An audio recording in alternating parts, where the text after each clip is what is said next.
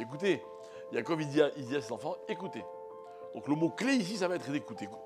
Donc apparemment, il annonce qu'il va raconter la fin des temps, et puis directement, il bifurque et parle d'autre chose.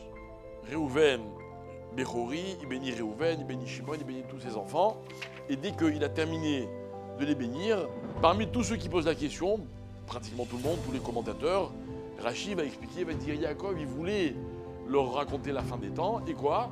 Qu'est-ce qui s'est passé? Il a oublié. Pourquoi il a oublié? Allez, Rachi dit Nistalka Mimenu Shrina. En fait, Yaakov, il avait une inspiration qu'on appelle du roi HaKodesh, prophétie. Le roi HaKodesh, il dépend de la présence d'Hachem.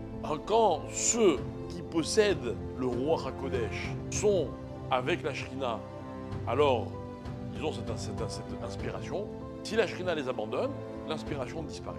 Et donc là, il s'avère que la Shrina l'a abandonné. Et le Midrash raconte que Yaakov, il se met à paniquer. Il se demande pourquoi est-ce que la Shrina l'a quitté.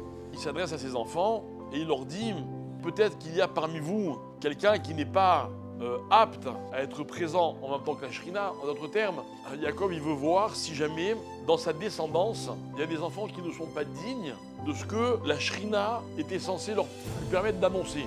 Parce que les prophéties, mes chers amis, même si les prophètes existent, quand les prophètes existaient, encore fallait-il être en mesure de recevoir la prophétie. Or là, Yaakov, s'il sent que la prophétie lui échappe, donc Yaakov se dit sûrement que parmi mes enfants, il y en a qui ne sont pas dignes d'écouter la prophétie.